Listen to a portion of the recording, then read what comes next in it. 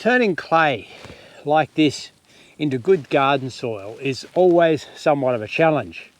All my productive garden has come from clay soil like this, and this is pretty solid clay, and over the years I have successfully converted it into nice garden soil that now grows really well.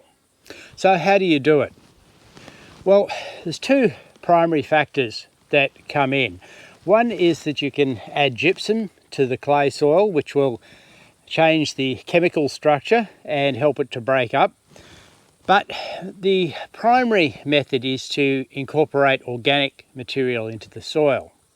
In preparing this patch, I have come through with the tractor and ripped it for a second time. Some of you may have seen the original video where I gave this a basic rip, but I came back with 5 tines on and ripped it. This helped not only to break up the solid clay underneath, but also to locate any remaining stones that were still there.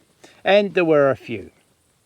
It also was a little bit of a test to whether the tractor would fit into this section as I had planned.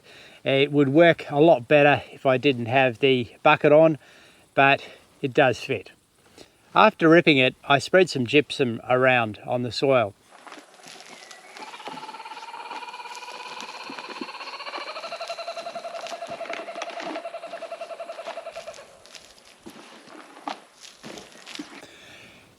There is a lot of variance in recommendations as to what rate to use gypsum.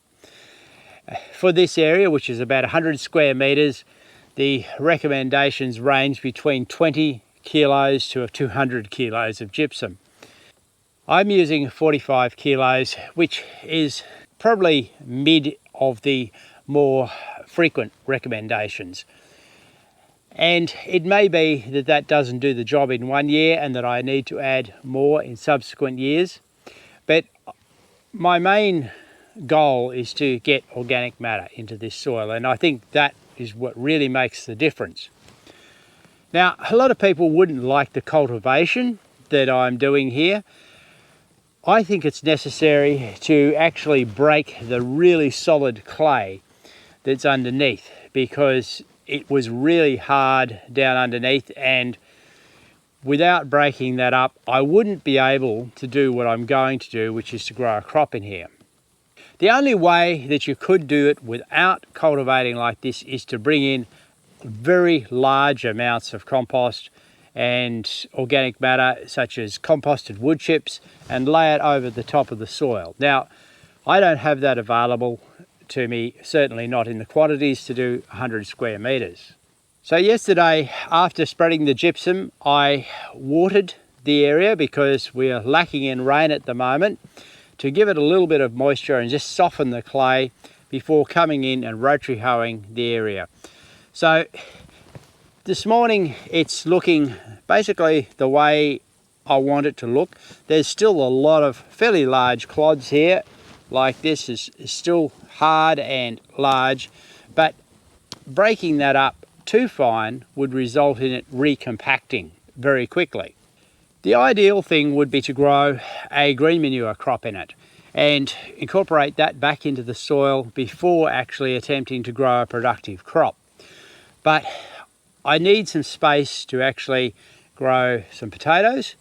It's late December and it's time for me to get the late season crop of potatoes into the ground that I usually plant around the end of December, early January, and grows into autumn.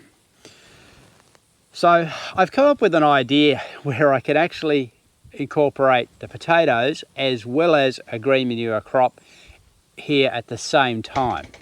So what I'm doing is I'm running rows for the potatoes that are at least 1 metre apart.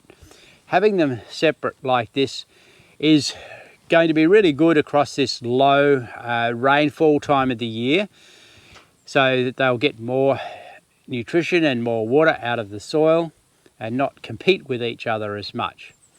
I'm planting them in the same way that I normally would. I'm using meat and bone meal as a fertilizer. I've got well sprouted potatoes to put in, and they'll come through very, very quickly.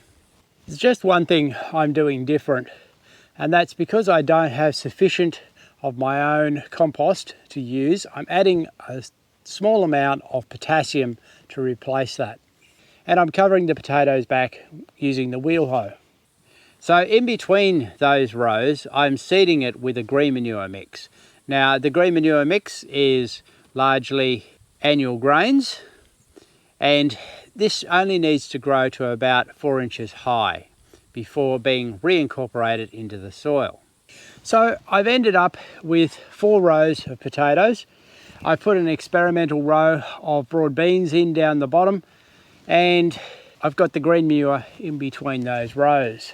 Now my plan is that at the stage, hopefully, where the potatoes are ready for a major hill, this green manure will have reached around about this high, which is the stage which it's really good to put it back into the soil. So what I'll then do is come through with the rotary hoe and then use that loose material to actually hill the potatoes. How this will work remains to be seen. We are going to need a little bit of moisture on here to germinate the seed. The weather has changed in the couple of hours that I've been planting these potatoes. We have the promise of a few days of showers over the next 3 or 4 days. However, I will put the sprinkler on and water this anyway, because that way I can be assured that it's going to come away with good germination and get underway. So that's the process that I'm using here, and I'll be back in a few weeks, probably when it's ready to rotary hoe in and show you the progress and how it's working. And hopefully it's going to be a lot more green by that stage.